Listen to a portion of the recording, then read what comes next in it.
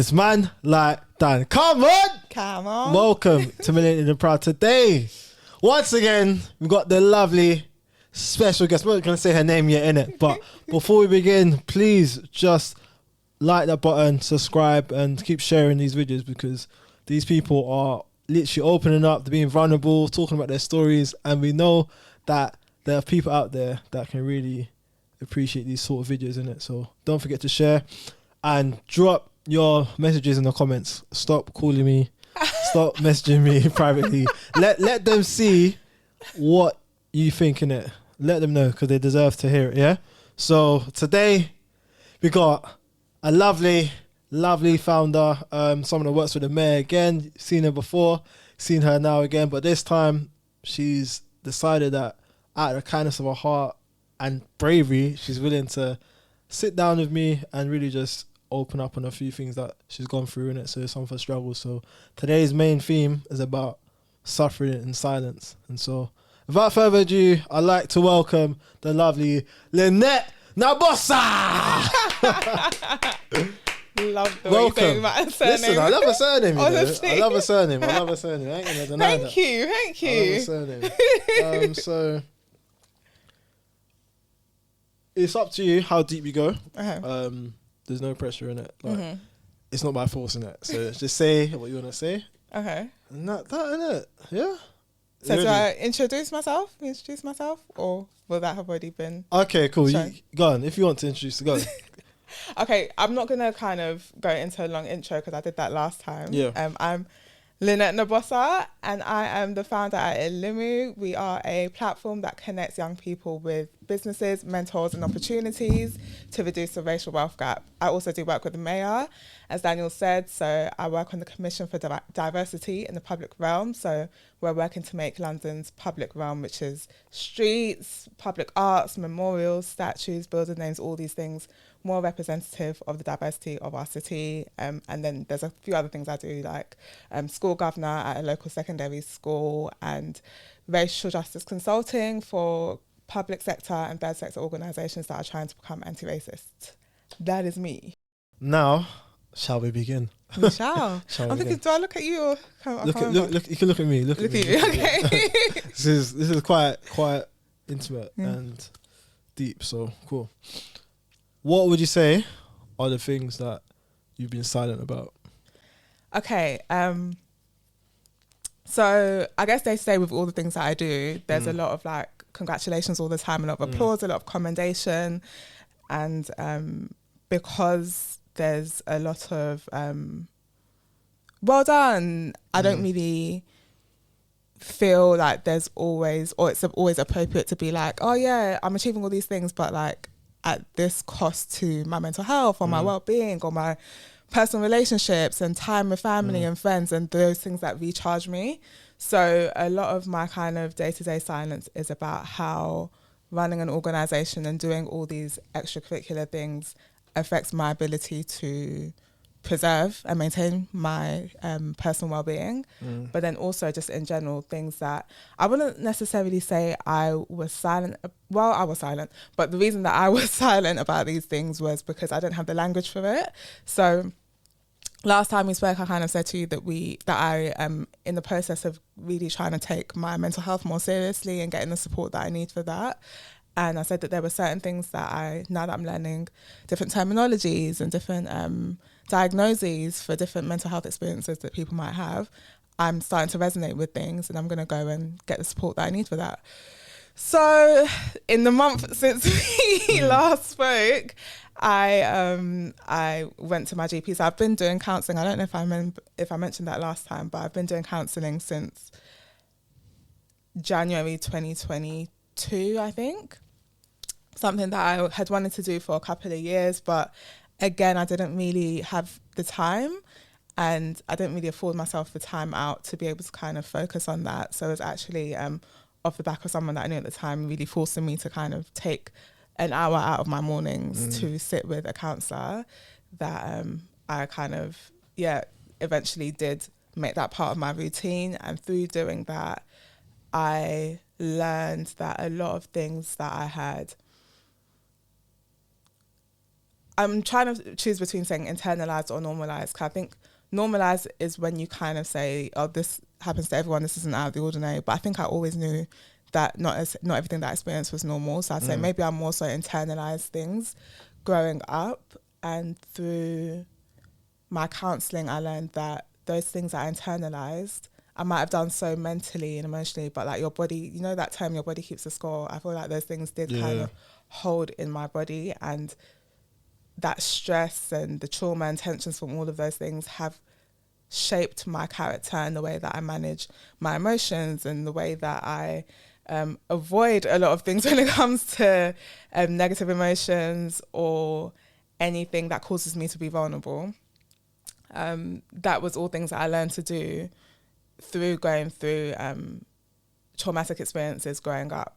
So you asked me what I've been suffering in silence about. So I learned through the counselling that the things I had experienced, a lot of it wasn't normal, and it did have an effect on the way I am with regards to my work, with regards to relationships with family and friends, with regards to everything about how I think and regulate my emotions. So then I took this step after we last spoke, which would have been like the end of Jan, to say to my GP, this is what I've been going through. These are things I've noticed about the way my mind works and the way I deal with my emotions. And then she referred me to a mental health nurse, and the mental health nurse then referred, like, I've been getting a world of support. So the mental health nurse kind of was the first protocol. Then she kind of got a psychiatrist involved, and then they also got a CBT therapist, so cognitive behavioural therapy therapist involved. So that's like 4 professionals that I'm kind of getting support from at the moment, who, as a collective, they've all kind of diagnosed me with different things. So the CBT therapist has diagnosed me with moderately severe depression and severe anxiety. So moderately severe depression, you basically sit on a scale of 3. So mild depression, moderate depression, and severe depression. So I'm sitting between moderate and severe. And then severe anxiety kind of speaks for itself, like the top of the rank.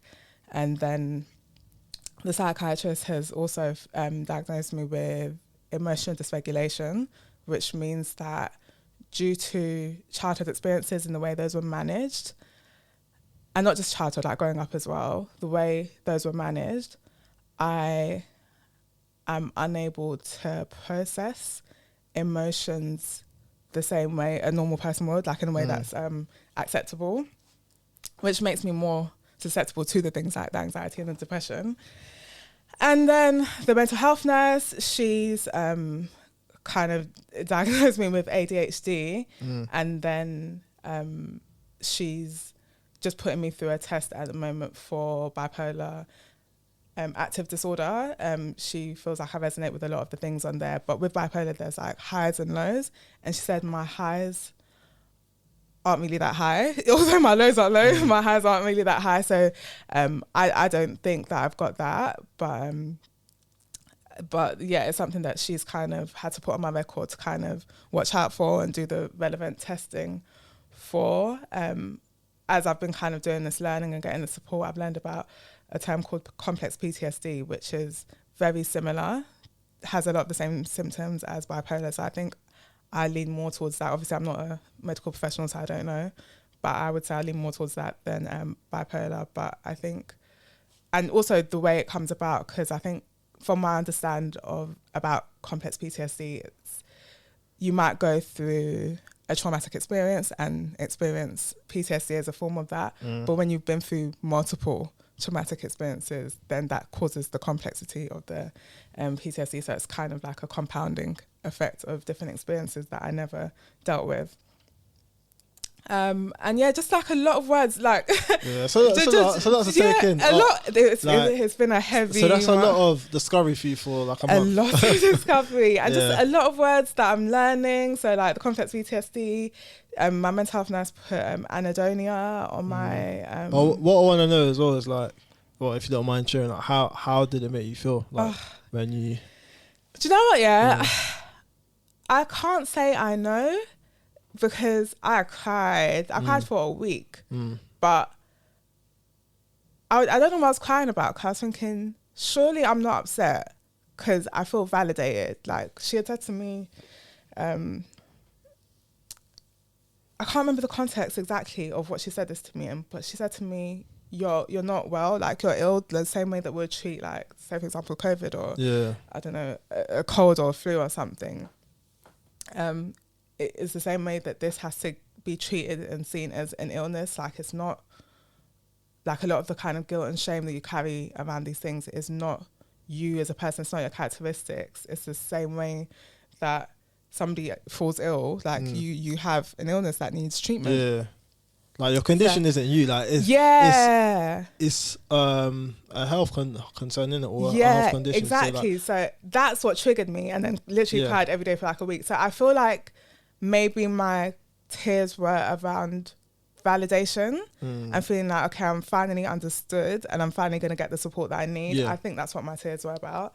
And I just felt exhausted, like physically exhausted. Like, I stayed in bed that whole week. Like, my body was depleted, like to the point that, like, I had to literally drag myself out of bed, like maybe 5 days later, and go to the gym because I was like, this is too much. Like, I'm not moving. Like, I'm literally living a sedentary lifestyle. So going to the gym help? It did, and that's something that she said. Like, I'm gonna have to be really intentional about structure and routine because that's the only thing that will get me out of, especially the depressive state. So I think, I think maybe my body released a lot of pent up emotions and tensions and stress, and I think that's probably what caused me to cry so much and to also be depleted and just exhausted that whole week. Well, it's a natural experience. Like, you got told a lot of information. And like, these things are to do with the struggles that you've been going through, innit? So for someone to tell you different sort of diagnoses as well, it's provoking different thoughts in your mind, and it's creating some sort of experience for your body as well. It's just a lot to take in, innit? So it's understandable. I'm happy that you actually sought help. Same. So yeah, I'm really happy about that. Thank you. So it's good to hear. And like, even what you're doing now, considering that you were saying that you hadn't really seek that support before, and all this is still a bit new to you, and now you're willing to share as well. Like, you're really giving us real insight into the whole process, innit? So this is bold. It's bravery, innit? I rate it, honestly. Yeah, it's because I feel like it almost triggers me when people are like congratulating me, and I get congratulations a lot. Like, I get bigged up a lot, and obviously it's from a good place. Like, people are telling me all the time how proud they are of me, but because I know what I'm experiencing, what you face behind the doors, innit? So I feel like, no, like, you don't get it. I don't, I'm like, that's all surface things, and those very good things that I'm achieving are they're currently contributing to the state that I'm in. So that's why for me, like, no matter what it is that's going on in your life, like, I care about your mindset, innit? Like your well-being, like your mind. How is it? Like, is it good? Like, doesn't matter if you're making bare peas. Exactly. Like, how are you? Like, do you know? Good? And you see that a lot with, like, I'm not comparing myself to celebrities, but like, I used to always see celebrities who would be like, oh, I wish I could go back to the time before the fame, or no one knows the real struggles, and I saw, is it Hardy Caprio, where he kind of spoke about, I think it was on a podcast or radio show or something. Half-Cast podcast, I watched that, And he spoke about, like, his kind of traumas and like how it's affected his mental health, and it's like, I think it's so difficult to kind of reconcile when things are going good for someone externally, like how they cannot be happy or how they can be at the lowest point in their lives. So I understand the kind of that kind of conflict between what's going on the outside and what's going on the inside. But I think it is for us as the people who are kind of dealing with it to then kind of work through it, share as much as like we're comfortable with sharing, just to kind of bring the reality to the surface, because it's healing for us, but then also anyone else who might be dealing with things and having to put on a brave face, which I feel like we have to do a lot in the Black community, and Black women especially. Then there's that kind of evidence that like two things can be true at the same time. You can be in the depths of depression and still be doing really well, and like that's fine as long as like you're working to kind of reconcile those things. Like, don't ignore the issues, all the exactly. difficulties. Because like Exactly. people might try to just continue as if nothing's going on in it. Yeah, Like, put on I've this done facade, that. everything's Yeah, fine. I've done that for years. But like you said, your body keeps the score in it. Exactly. So no matter how long, no matter what you tell yourself, the experiences you go through, blah blah blah. Like if you haven't dealt with something inside, it's just gonna unravel at some other point in life, innit? Exactly. Yeah. And you don't Some know when way, it's gonna hit somehow, you. it will unravel. So without a doubt, what you're doing, like you said, can help other people as well. And so ultimately, like we said, this is about suffering in silence, isn't it? And a lot of people in reality are suffering in silence. So my next question to you is, I guess you kind of have mentioned it to some degree, innit? But if you can just like elaborate, why did you decide to remain silent? To remain silent. Yeah. So that can be about certain things. You don't have to go so into it, but I mean, like, why did you decide to remain silent? I think so many things. I think culturally and medically, my experience didn't necessarily give me the confidence to speak.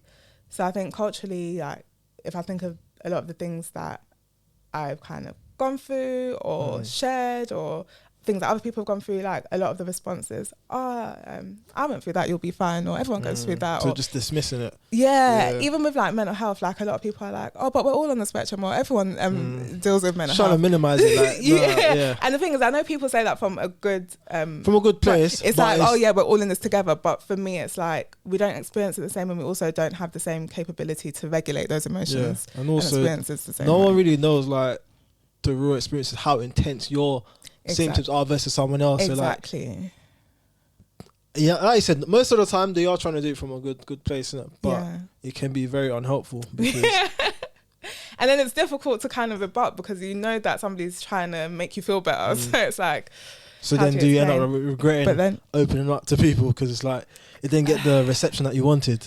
I wouldn't say regret, but then it just kind of makes me feel, okay, going forward, I think it's made me take a lot longer to share. And like now I'm at a point where I feel like, okay, I have to understand exactly what all these things are so that I'm able to explain, if that makes sense. Whereas that's why I kept saying like I didn't have the language, because like everything that like these mental health professionals have said to me, it's like when they break it down, I'm like, I know that I've been going through these things, I know that I felt this way, but now that they've given me that kind of validation terminology, I feel more equipped to then have these conversations. Whereas before, it's like you can very quickly feel like trivialized, like you said. So say for example, even with like counseling, I remember somebody recently was like, oh, why did you even start therapy? Is it just because it's the trend at the moment?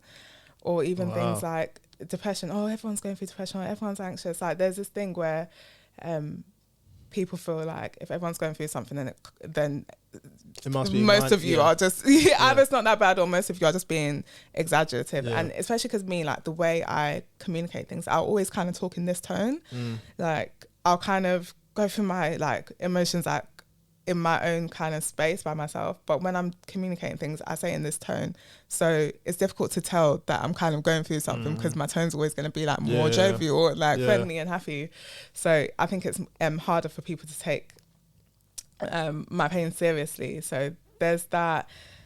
And just thinking about the times when like I did kind of express where, oh, I think I'm going through, I've got this, so I'm going through this. And again, out of care for me, like the response would be like, no, that's not you. You're not going through that. And So then it makes me feel like, okay, let me just kind of be quiet about it. So there was that. So culturally, that kind of feeling like I have to over-explain or it will just be trivialized.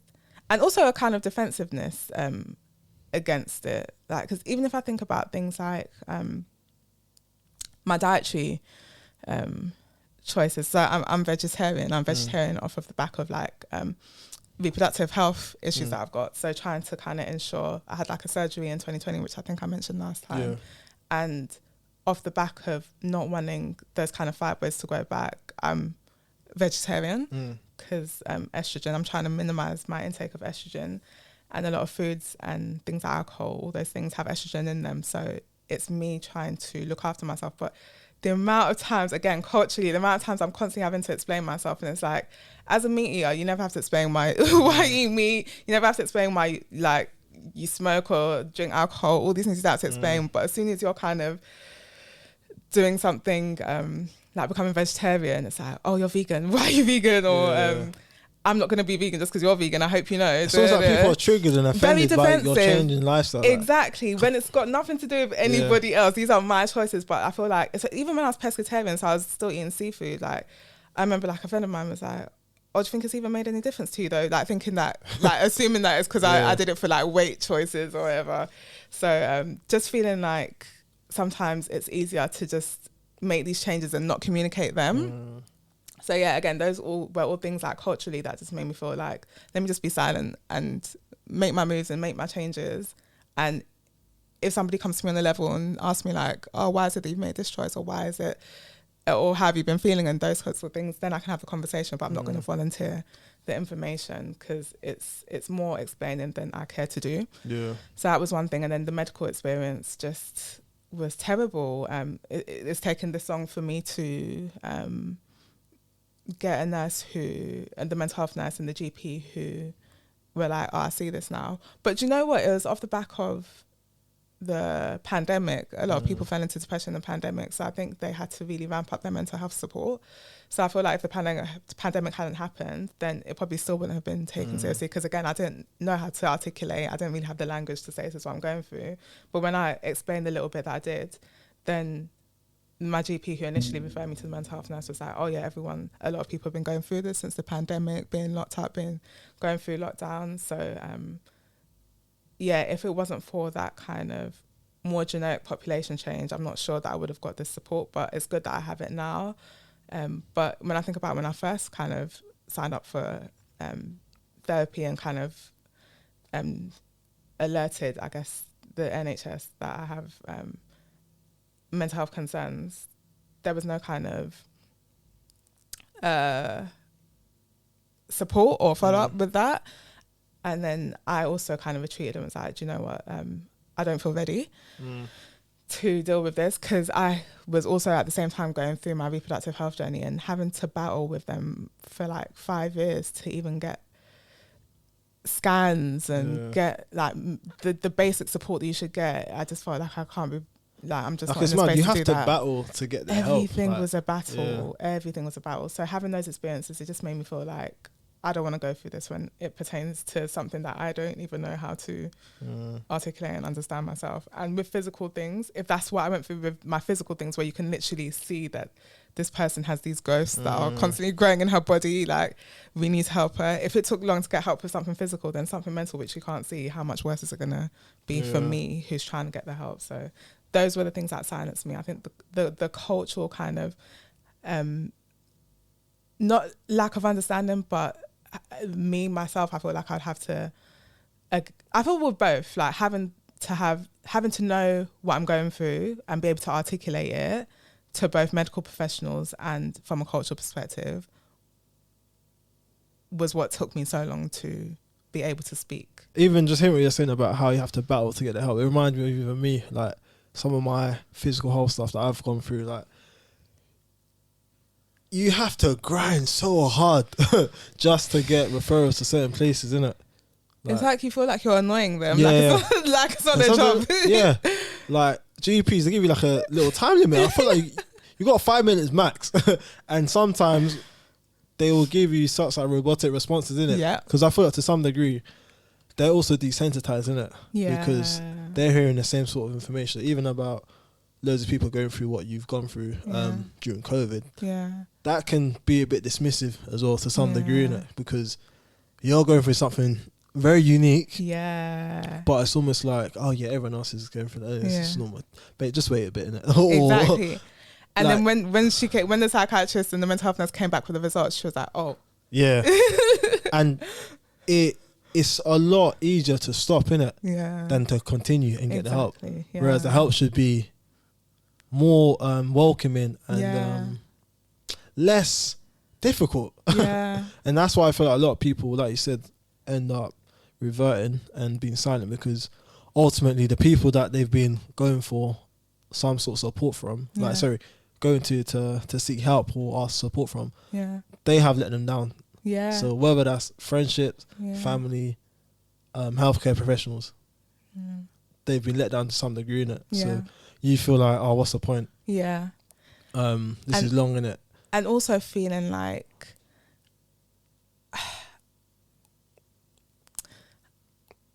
I wouldn't say with my personal relationships, but I would say definitely with medical professionals, I've gotten the most support when I'm being vulnerable, and even in the workplace setting, I've gotten my most support when I'm being vulnerable. Me and my friend were literally just talking about this. She had the same surgery that I had in my myectomy just last week, and she was saying that she had to cry, literally break down on the phone to get the help that she needs. And I was like, girl, I learned to do that a long time. Like, I have to literally drag myself out of bed when I'm physically like, but not even able to move, have to get to that though, and cry and all these things. I have to let them see me in my state when I'm in it, when I'm in the depths of my pain or whatever, to be taken seriously. And it's like, why should I have to do that? Like, why should I have to be bawling in your face, or why should I have to be crippled in your GP practice to get the support that I need? Like, just because you don't cry doesn't do you know what I mean? Doesn't mean I'm not experiencing the pain. Do you know what I mean? You just show it differently, and that's the sad thing. If you're not appearing to be highly distressed or affected, you're not going to be heard. You're not going to be helped, even in terms of your friends as well, because things seem to be going well for you, or colleagues or whatever. Like, you're able to keep this sort of front.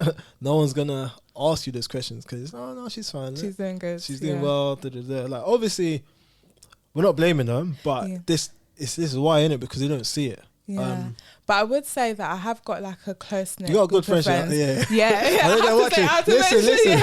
do have good friends who will like ask me like, Lynette, what's kind of going on? But also because, again, the emotional dysregulation, which like now that I'm learning about like these terminologies, like I'm learning about like how and also I have an avoidant personality type. So all these things mean that because I don't know how to kind of regulate my emotions at 0 or 100, so I try to keep it 0 all the time, because then otherwise 100 is going to be, again, breakdown, like bawling for, like, cried for a week, like when I found out. So that kind of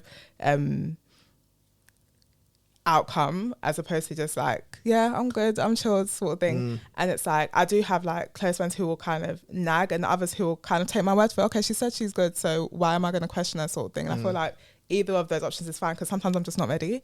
And it takes me a while. Like, it's only through my counselling that I'm learning to communicate things, but a lot of the times it's taken me a while to be able to kind of, again, articulate my feelings and then be able to kind of express them. So for friends and family members, it'll be really difficult if day to day I'm like this and I'm on my grind and all this thing and I'm achieving all these things. Like, it is, and obviously people are also going through things as well, so it'll be difficult to kind of be like, oh, I see you, like I see your pain. Funny enough, that there was one person who I was talking to, like the person that made me start the counselling. So that would have been like 2021. 2021. So because he was going through therapy, like off the back of a traumatic experience that he had, all that sort of stuff, I feel like because he recognised the way that he kind of masked his pain, he was able to kind of do the digging. And I think he was also kind of learning from his therapist, like the tools in terms of how to ask questions, how to give people space and time so they feel that they can come like when they're ready, and not necessarily feeling like they have to answer you in that moment, all that kind of stuff. So I think because he had the tools, he was able to kind of give me that space to express what I was going through, which is why he was really like on my neck about doing the therapy. But I think naturally we don't really get those tools. We're not really equipped with those tools. And a lot of us are kind of taught to kind of suppress our emotions and feelings. So if we don't even have the tools to kind of navigate our feelings and our experiences of ourselves, like personally, then it will be difficult to kind of help somebody else navigate theirs. Yeah.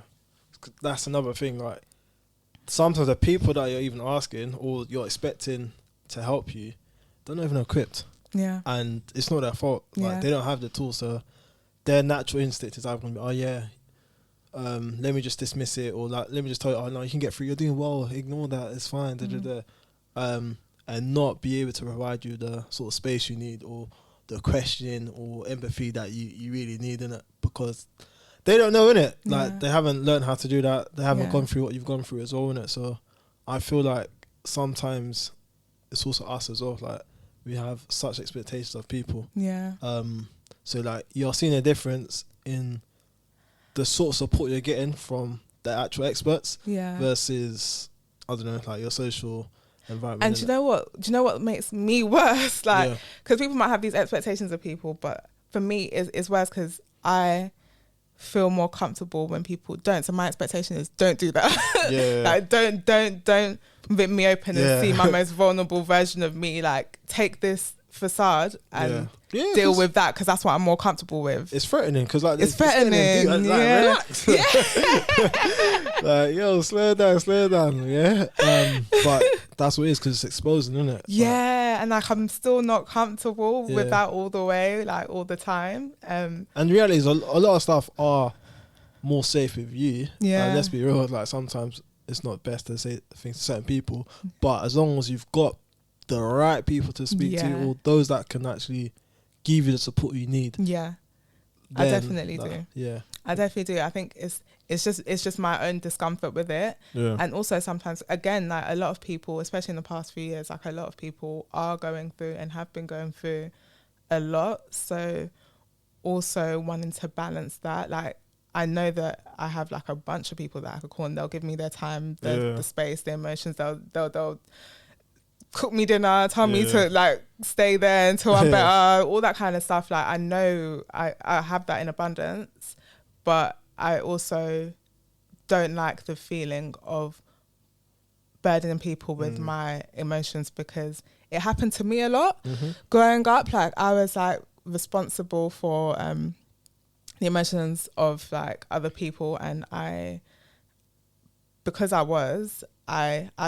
want to be the person that puts others in that position, even though I know they'd be more than willing. A lot of these reasons are understandable as well.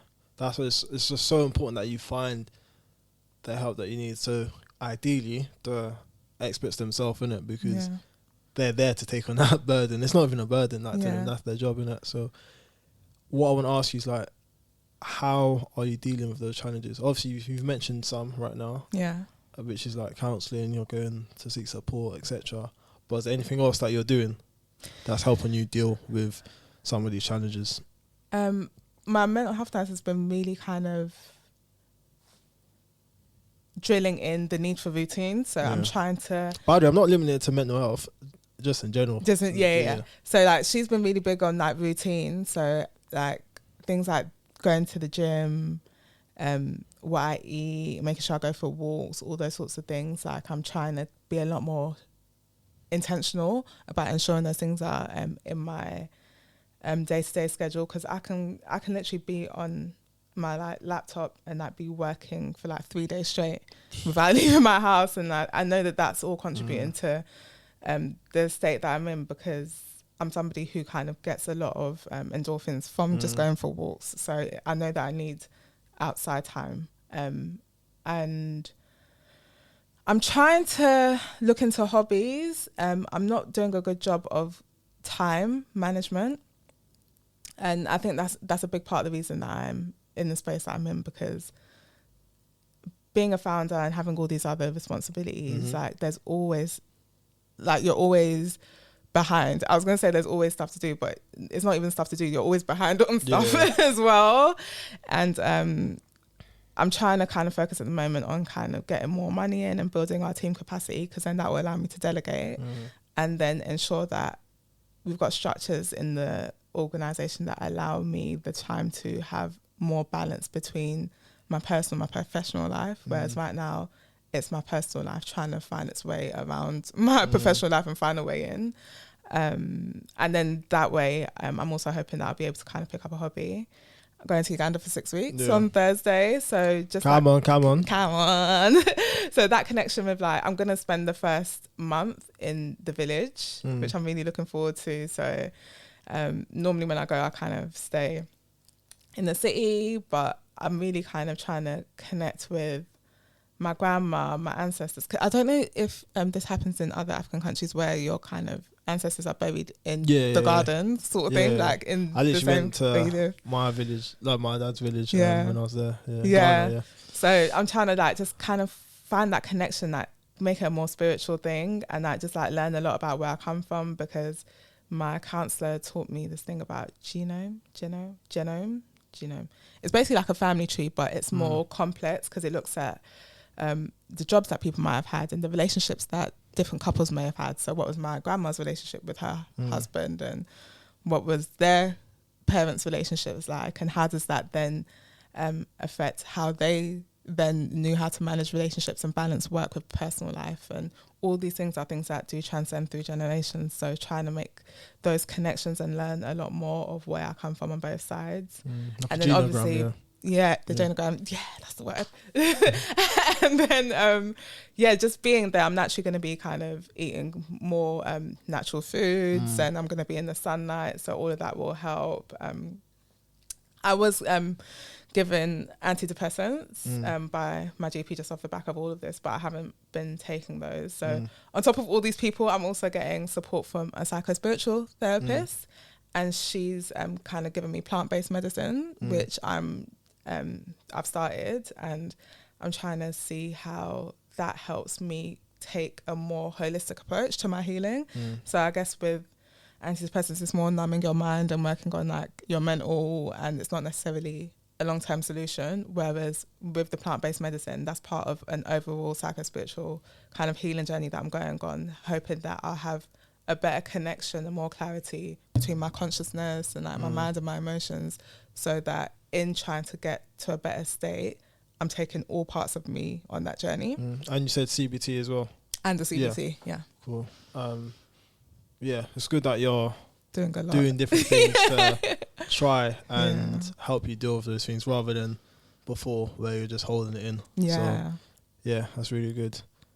What advice do you give to people that have many difficulties but need to keep persisting? So I'm going to rephrase that. How do you still persist despite all the difficulties you're facing? So you can speak from a personal perspective, and then also from your learnings from a teacher perspective. Yeah. So over to you. I haven't done it yet, but you're still doing it now. You're still persistent. So, yeah. So what do you mean, man? I know what I need to do, but I haven't done it yet. No, but okay, I get cool. Which is cut out a lot of the work that I'm doing. Okay. Yeah. Like in terms of even like day-to-day tasks, like maybe not the roles I'm doing, but day-to-day tasks, like I just need to say no to more things and be more comfortable with missing opportunities. I'm not at that point of comfort yet, because I feel like all the things that I'm balancing at the moment, they are all important, and they all help ELIMU get to that place where I can then have more income and then build a bigger team and then be able to have more time. So I haven't been able to step back from that now, but it is something I'm in the process of doing. I delegated a role, so I told you I do consulting as well, racial justice consulting. So I delegated one of my contracts, like I don't know if I should, I can say the Alzheimer's Society had reached out to me to do some anti-racism workshops with them for their workforce, and I was able to say no because I'm going to be away. The bad thing is that I then accepted another contract, but at least before, the old me would have done both contracts on top of all the other stuff that I'm doing, whereas now I've only said yes to the other contract. But the bad thing with that is that it's a racial harm service that I'm going to be doing, so then that's going to be a lot of trauma that's being dumped on me and burden. But it's like, I still need money, you know what I mean? And also it's the work that's important. And that's something that I've realised as well. The work that I do, especially in my consulting, is very heavy. So I need to kind of figure that out in terms of the weight of that and how much of it I do, but then also how I balance that with the things that will allow me to release and decompress. Yeah. So that's what I'm So doing that's that as what you're looking well. for right now, yeah. I'm putting in a lot more time for decompressing, Yeah. but I also feel like having a hobby will allow me to kind of release a lot more. Yeah. So that's something that I've got to look for. So how does someone else, let's say, just in general, like how do they persist?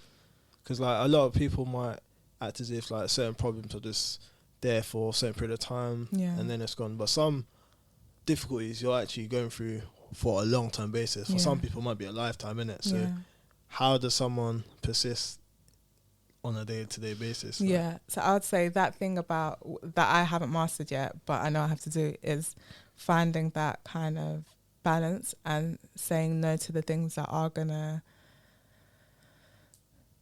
be taxing on your time and your energy.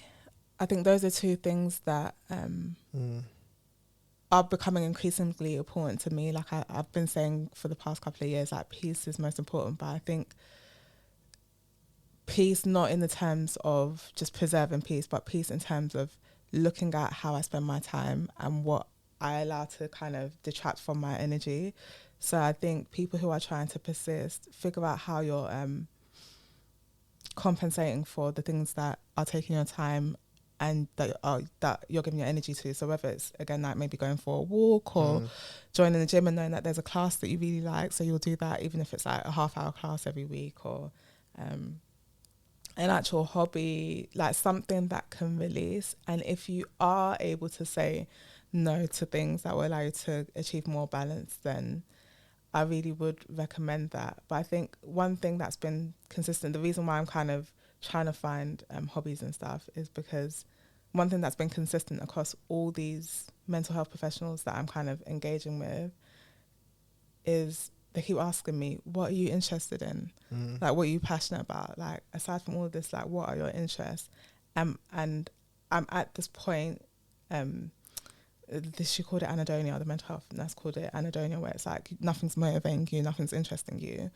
But I know that, like, I do have a creative side, which, like, when I was younger, I was really kind of into my creative side, but then the older I get and, like, with work and stuff, it's been more suppressed. So I'm trying to kind of find what I can do that allows me to kind of use my hands more and be more active in those sorts of things. So I know that there's a reason that they all keep asking me about my interests, because I know that as trivial as it may seem, as cliche as it may seem, I think it is really important that we find time, whether it's, again, 30 minutes or an hour a week or a day, if we can, every couple of days, try and find something that piques your interest and that you genuinely like to do. It could be something as simple as sewing, or, again, walking, or just talking to somebody who is your person, or somebody that kind of interests you. I think it's those little things that will break up our day or give us that recharge that we need, because a lot of it is just our energy being drained. Yeah. And those, whatever it is that can recharge your energy, I think really do try and make the time for it. I think that's the thing. Like, the reality is you're giving yourself away to everyone else apart from yourself. Like, you're doing so much for, like, in terms of work, the people around you, so just like people, innit, just in general, and you're just neglecting yourself. So it sounds like what you've been doing is trying to go back now and spend time with yourself more. Like, do what's best for yourself. Like, okay, it might be good for my bank, but is it really good for me? Is it really good for me? Like, I really got to check myself, because that's why so many people they end up breaking down, because of obviously various reasons, innit? But a common one could be like chasing money and so on, because like, we're human beings, innit? There's only so much we can do or take, but we might end up taking so many different responsibilities and so on. And the reality is, eventually, it's going to become overwhelming, innit? Yeah. So sometimes you got to let stuff go to ultimately invest in yourself, innit? So whether that is a hobby, whether it is just doing what you want to do, innit? Because at the end of the day, like, a lot of these stuff are based on, okay, other people's needs, innit? Yeah. You're fulfilling other people's needs, but are you fulfilling your own need? That's the question. Like, are you fulfilling your own need? And you know what's so funny? A lot of the work that I do is with young people, because I felt like when I was kind of progressing in my career, I felt like now all the people that I'm around, in terms of, like, I've got dope people in my network, like, I wish that me and my peers had these people growing up, because then we would have felt a lot more confident, a lot more ambitious, a lot safer to be ourselves, and not feel like we had like two paths, either take like the criminal route or this academic route, and not even think about other stuff in between, like whether it's like apprenticeships and training or taking time to do a placement abroad or all these sorts of things. Like I feel like there was so much more that was open to us than we realised. And also in terms of who we are, naturally, who our intrinsic selves are, I think we kind of boxed ourselves in, like we learned to box ourselves into things that would allow us to survive or thrive. And so I said, I'm going to be the person that connects young people with these people, and I'm going to ensure that young people don't go through what I went through in terms of like not knowing how to express what I want and what I need, and have the confidence to go for what I want and what I need. And I'm also going to ensure that when I go through troubles, I have a support network of elders or role models or mentors who I can kind of tap into, even if I feel like I don't necessarily have that at home. I know that I do have a community. So that was literally the birth of ELIMU. There's also a lot of guilt in terms of feeling like I wasn't the big sister that I wanted to be to my younger brother and sister, because I was going through all of this and not knowing that I was going through all of this, like in terms of what I'm learning now, and just wishing that I was there more, because they went through a lot of things that they wouldn't have necessarily had to have gone through if we were kind of communicating more, or if I was like more in tune with their kind of emotions and their feelings. But you know, that's very intense, because like you're placing a lot of responsibility on yourself. I feel like as a big sister, I feel like there's so much I wish I could have done. And and I do it now with like my younger cousins and younger kids at ELIMU. I do workshops in school, so I do it with all those young people.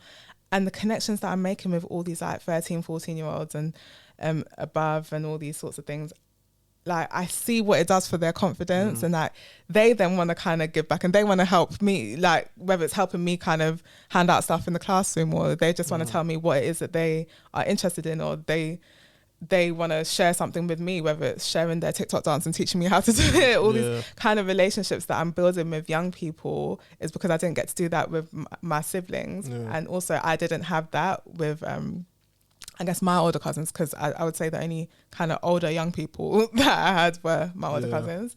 So, but then what I didn't realise is that in giving myself the responsibility to do that, like through ELIMU and everything, I then kind of halted. I put my own kind of needs on hold, like you were saying, and just decided that, okay, I'm going to channel all my energy, all my time into making sure that young people are good and they don't go through the things that I went through, and that they have the advocates and the support that I wish me and my peers had. And then I'll get back to me and my needs and me and my well-being. And I shouldn't have done that. I should have focused on me and my needs and my well-being and building something sustainable first, so that I can be as healthy as possible when I'm then engaging with these young people. Whereas now, again, amazing relationships with young people that I've got at the moment. Again, it could be like cousins, young people for ELIMU, young people in the workshops that I'm doing. But a lot of the support that I'm giving them is, I'll then come home and I'm like depleted, if that makes sense. Like I'm giving you all I can, and I love doing that. Like you energize me, like young people energize me, but then it's not helping me to do what I need to do to work on myself and sustainably be good. Because obviously you're giving, which is obviously it's good to give. Yeah. But you also need to feel yourself. I need to, well. Like, exactly. You let out so much. Yeah. Now what are you filling yourself up with? Like, it's Yeah. very key. Spend time for yourself, innit? Like, do what you need to do. Because like you said, it's exhausting, innit? Yeah. Like, even if it's very rewarding Yeah. and it's good, you're a human being again. Yeah. Like, you still need to refill your tank. Like, same like a car, if you use your petrol, fill it up. Like, with your battery, you use it, you charge it. Exactly. You're using your body. How are you charging yourself? do you What are you doing to reboot? And I think what you've just said, I feel like that's a key question. Like, how are you charging? How are you recharging? Because also, again, I talk about the hobbies thing. Like, I felt like, and I feel like a lot of my city worker friends do this as well. I felt like because I can pay for holidays when I need it. Come on. Could do now. I'm a lot more responsible. That's right, yeah. Like that's my kind of break. That's my recharge. But it's like recharging 28 days out of the year that's not it. And also it's like it's escaping. And that's something that I've learned. Somebody said to me like a couple of months ago, he was like, I'm concerned that you're not focusing on building a life that you don't have to escape from.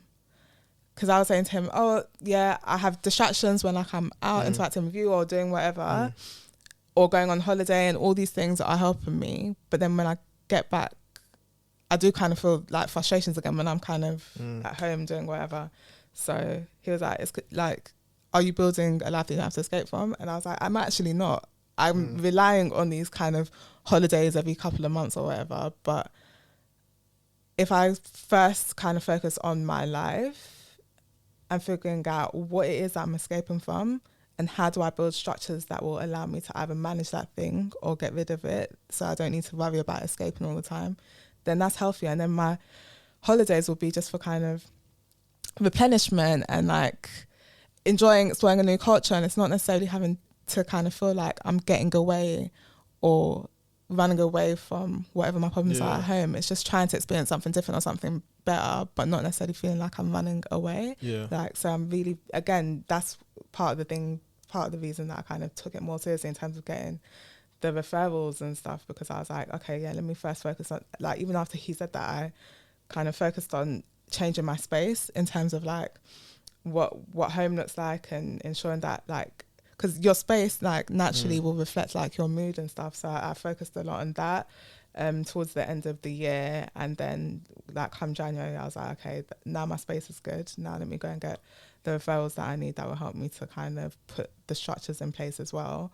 And then have a life, or try and build a life that I think healing is a constant journey. So I wouldn't say a life that's completely healed, but a life that allows me to I guess take more control and feel that contentment. Because it made me think of before when you were saying that, are you happy? You'd asked me something about are you happy with work, I think it was. And like building a life that will, I don't know, but but building a life that will make me feel like, yeah, I am happy no matter where I am, whether I'm in my room, whether I'm in another country, I am happy. I'm not constantly seeking ways to become happier. Yeah. But you know what? Okay. Emotion, it's temporary, innit? It can fluctuate. Yeah. So you might be happy for a moment. Yeah. And sad again. But I think it's about having things in place to keep you, motivated. Yes, that's good. But also, you've got things in place to cater for your well-being, to give you that self-care. Yeah. That's what I think it's about. Because yes, you can go on holiday, once a month, every now and then, but what are you doing on a day-to-day basis? Exactly. Like, what's the proportion in it? Because let me go through trauma for 2 months because I know that I'll have this week off. Every day you're pouring, and then you fill yourself up for like one moment for a week, whatever, and then you're pouring. Like it's not going to work, innit? It's not a good cycle at all. There's no balance in it. So like, what have you got in place daily or weekly? Exactly. Like, I think having and regular again that intervals, goes back to the interests and the hobbies, like trying to find something. Yeah, it can be something small, man. It might. Yeah, it can just be something very small. Even changing your space might be the thing. Maybe that would be your starting point. Like maybe you're kind of, I don't know, hoarding, or maybe your room doesn't look exactly how you want it to look. Like try and make sure that your space is conducive to the mood that you want to feel in terms of your well-being and space and clarity. Like it really has helped me. Like as external as it might feel, it has helped me. Yeah, it's all about that 1% change. Like you don't have to think about something so drastic. Yeah. If it is simply, I don't know, cleaning, cooking, and face mask, pamper session, whatever it is, like start from there, innit, and then you'll see. My cousin recommended that I do acupuncture. She did anthropology, and she said it's something like it's a traditional. Again, like I'm doing plant-based medicine, trying to take a more spiritual route and holistic route. So I've never known much about acupuncture. All I know is that they put needles in you. That's what that was. So I've been like, I don't know. But when she explained it and like the kind of spiritual and cultural connotations of it, I was like, you know what, I'll give it a try. I haven't done it yet, but I'm going to give that a try. My next question for you is, what keeps you going to this day? I feel like I'm so close that I can't give up. Like I literally said this to my friend the other day. I was like, say for example, my PhD, like where are we from January? We're now 9 months from January. Like if I was 2 years from January, I think I might have given up. I think I might have given up, but I'm so close now that like, how can I give up? And same with ELIMU. I actually did give up. You gave up twice last year. I spoke to my co-founder. We gave it a good run, but like the depletion, like the mental and personal impact is just too much. Like all this amazing, again, like we'll put on these amazing events for young people, but it's like the amount of time and effort and energy that we've put into it and the cost that's come back to us. Like I literally messaged our business partner and I was like, we're not doing, because we're supposed to do a Black History Month event with them. I was like, are you going to do the admin? They're like, oh, we can't do the admin. I was like, okay, we're not doing it because we've asked you to pay X amount. You haven't done that. We've asked you to then take on the admin to compensate for the time that it will take us to do admin. You haven't done that. So we're cancelling the whole event. And then like a couple of months later, they came back and they were like, oh, we found a budget. So literally just a couple of days ago, we were at their offices. They took us to the top floor where you got this beautiful view of London. They gave us this fine dining meal, nice. All these sweet things. And I'm like, it took giving up. Like, I feel like they'll extract. This country will take as much as they can from you. And then when you give up, that's when all of a sudden, oh no, we could have done this all along. Do you know what I mean? It's because now they're threatened by the loss of you, innit? Yeah, which means you knew our value all along. You've been undervaluing us when you knew our value all along. Because the moment we say we're not working with you no more, shut down. But you see it in so many different scenarios. So like other work settings, like the moment you see you're leaving, but what is it? Tell us what we can do, because maybe we can, I guess, switch things up for you. Maybe increase your pay. Like all of a sudden, everything's been coming out on the table. I started a job.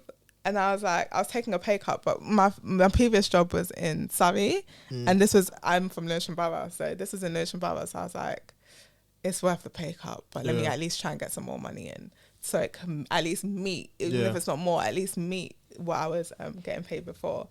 And they're like, oh, well, we don't have a budget right now, but we'll review it at the appraisal. Appraisal, my first question. So what? Come on, what were you saying? What's the budget now? Like, what's the increase? Are you going to meet it? I was like, oh, we still don't have it. And then maybe a few months, it wouldn't have been that long after, a few months after, I decided to go and do my master's. I got into the two unis that I applied to. One was in London, one was in Glasgow, in Scotland.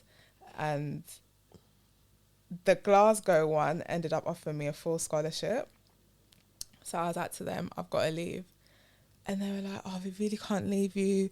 We're even willing to pay for your for your tuition fees at the London uni so you can do your master's. So you didn't have budget for my salary, but you had budget for a whole master's. So from then I was like, nah, so you lot was letting me work undervalued.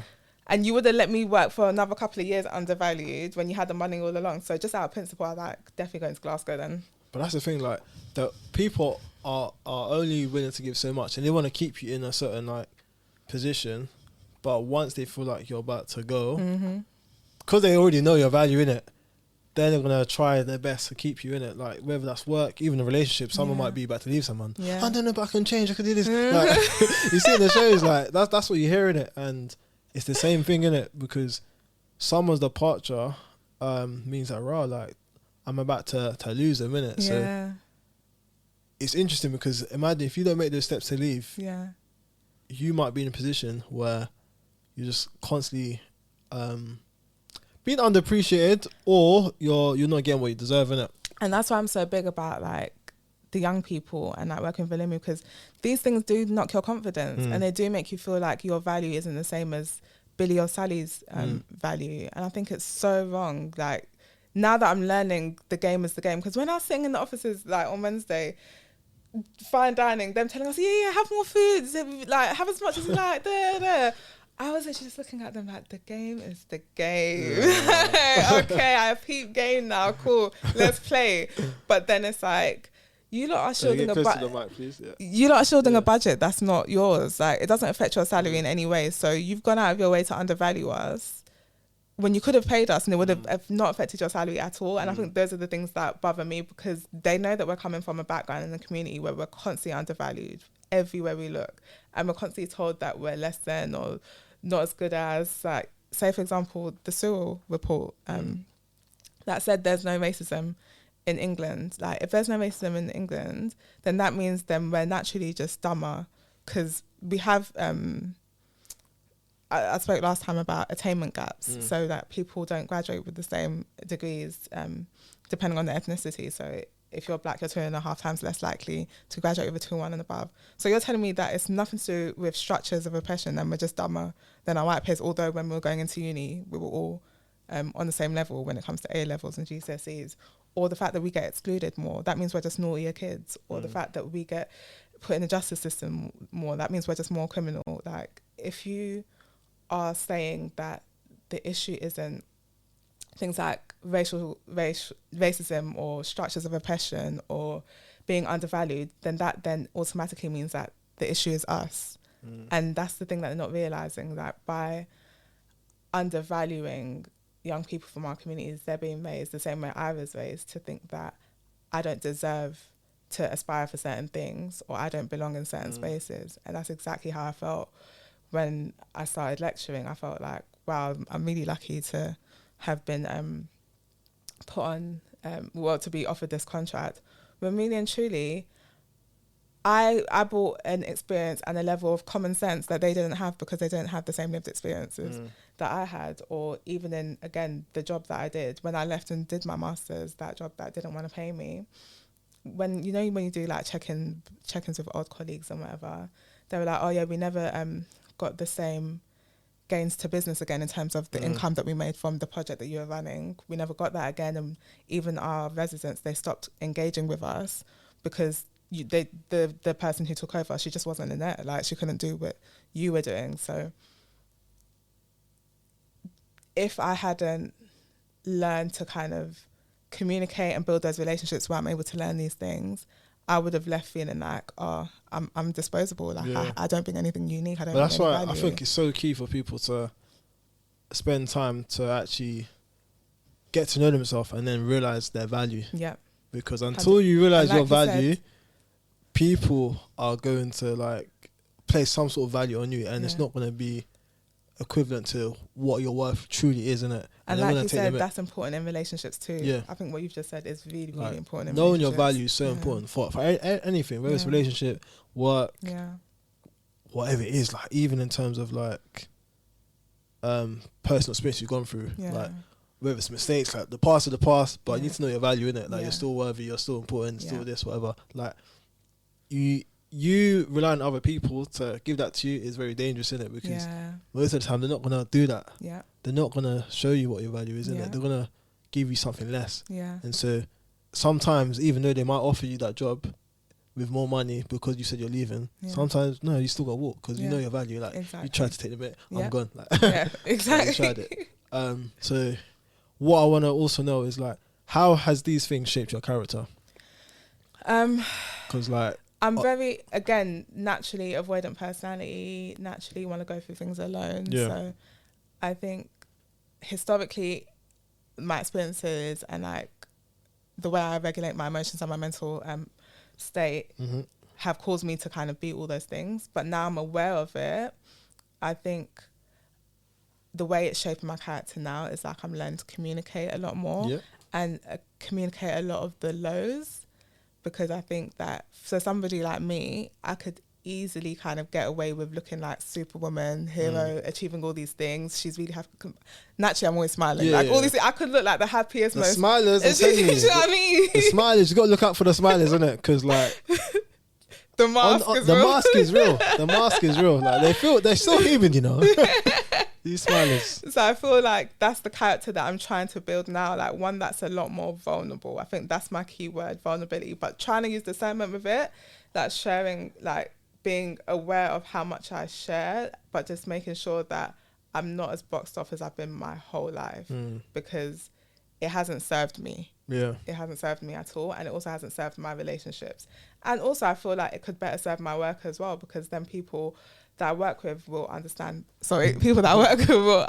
that sometimes like acting like things are urgent is not great for my anxiety, and like especially if you know that actually it doesn't have to be as urgent as it is, especially if she's going to Listen, they make it seem like it's... okay, let me not say. Listen, the amount of times, like, say for example, like we've just finished, well, we're finishing February, but like the things that in January that were made to feel like if it doesn't finish by this third week in December, madness, like the whole place is going to come burning down. And then I'm coming back to things in January and it's like, oh, that's fine. Nothing's ever that urgent. Don't worry about it. So now I'm learning that like this anxiety, don't let anybody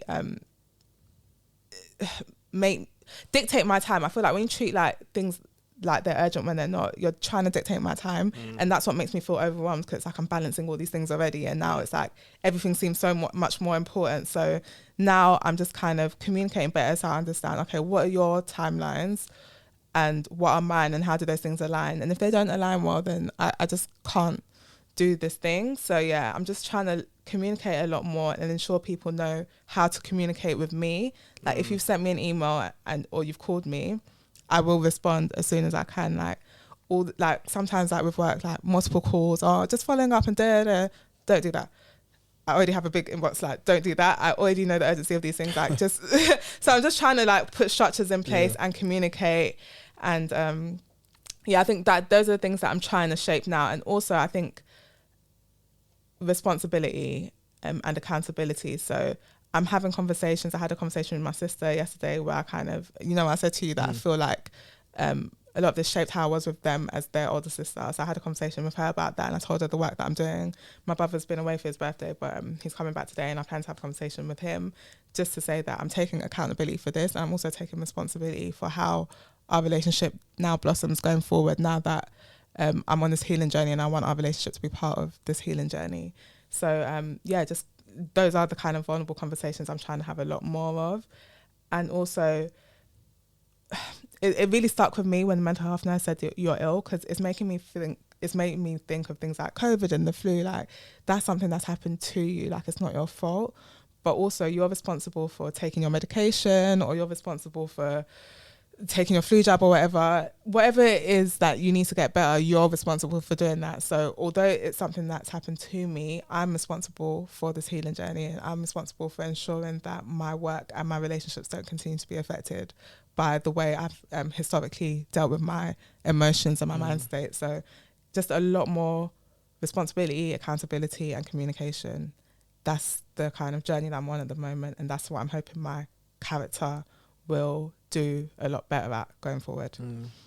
Like it's not something that you asked for, but it's something that you've been definitely dealt with it to deal well. It's gonna add to you. Yeah. It's adding more of a basis to you, more of a fire, or like just there's a lot more that's been added to you, innit?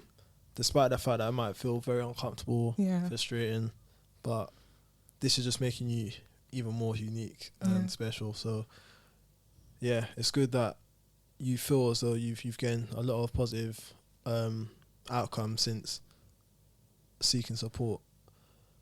Now, when you think about the fact that you've gone through a lot, you was holding on these sort of like feelings and just like a lot of the feelings in it, and the fact that you've actually been suffering in silence. Also, when you think about I want to butcher your company. What's it called again? ELIMU. ELIMU. I said it right. ELIMU. Yeah. So you've always had something inside, and now you're showing it. So how important is it for someone to act and not hesitate? It's really important, but what I will say is act in proportion to what you can do.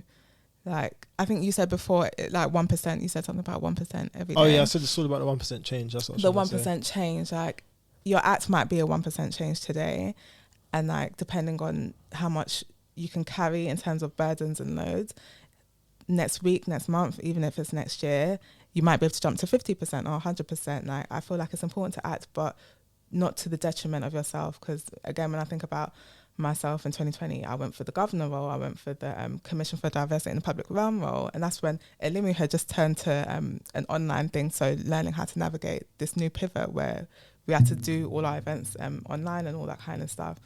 And that led to me, and that's the year that I started my PhD as well, so I was like, this is all action, this is all me making change, but that's when I was driven by this fire and I was in my highs, but then it very quickly led to my detriment because there was like so many things pulling me in so many directions. Like they were all serving the same mission, but they were still demanding so much of me. So balance, like take action, but balance, and it's all incremental steps. Like even slow movement is movement. Drop the mic. Hey. Slow movement. Hey, say that again, please. Slow movement is still movement. It's still movement. It's true. Because some people might try and move, 100 miles per hour and then crash. That was me. Right. And it's not helpful for anyone. You might be going fast in the short term, but long term, you're going to hit You're going to be crashed a lot longer than if you trip a little bit and then you get up and you keep going, as opposed to if you crash and then you're in that crash state for like you're saying, and the recovery is even longer. Exactly. Once again, what is ELIMU?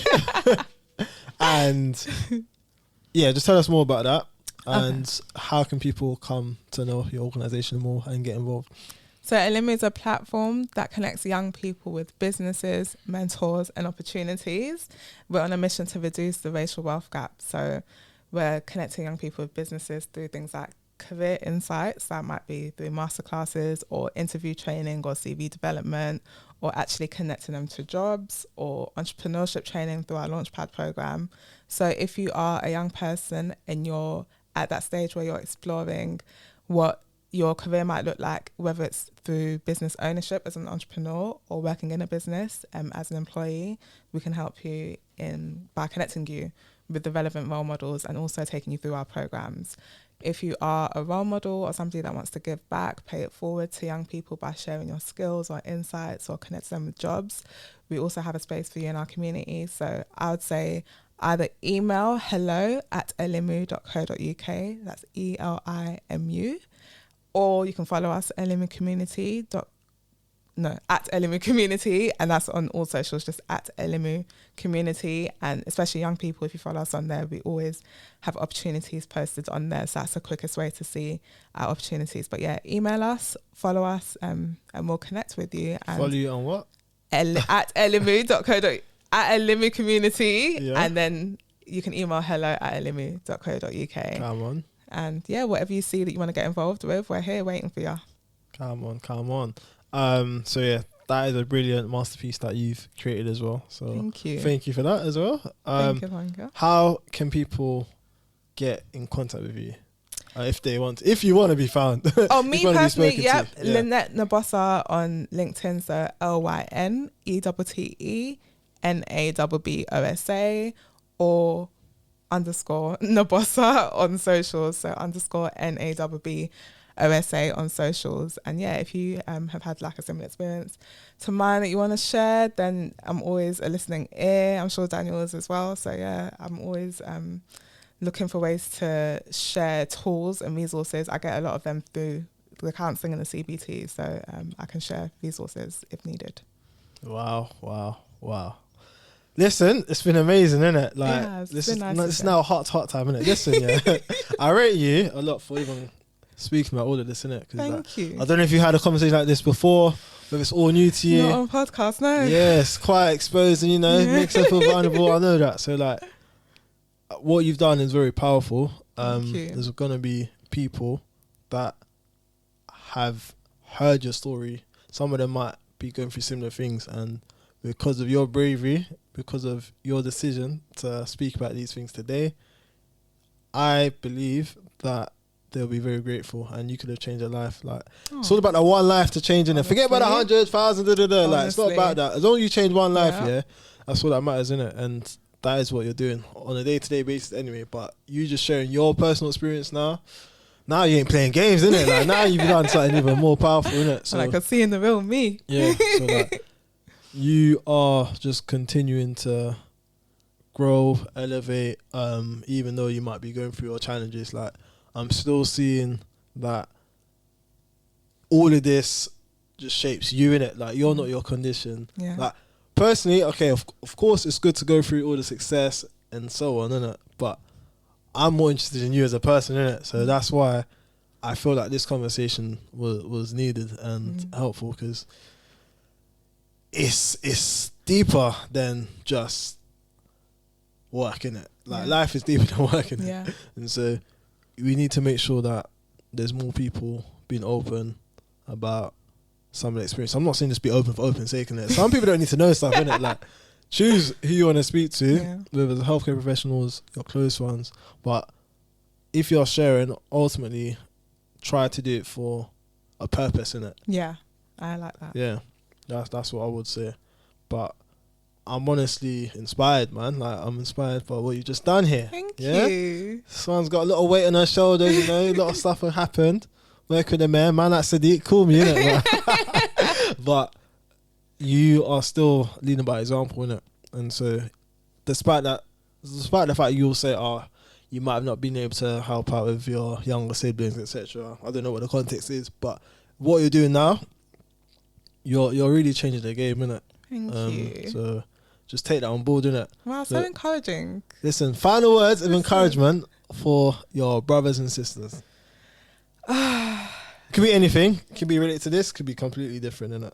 What's your final words? I learned a new term, or I heard a new term that I wanted to share, which is new levels, new devils. Meaning that the harder it gets, it means that you're closer to your greatness, closer to your purpose, and it's going to seem like this is the point at which you should give up. But if you want to rest, always rest, but that doesn't necessarily mean that it's time to give up. I feel like we're always going to have to overcome those new devils when we're closest to our breakthrough. So keep going. I hate things like keep going and just persist, but keep going at a rate that works for you. Rest as much as you can and persevere. Wow. Please comment. Yeah. Let her know how her story, how her journey, how her experiences have made you feel. Like, give her some encouragement, because what she's done here is something that is very, very you're just very vulnerable right now, innit? Like, what you've done is very vulnerable, innit? So let her not regret what she's just done, innit? Like, let her know how she's affected you, yeah?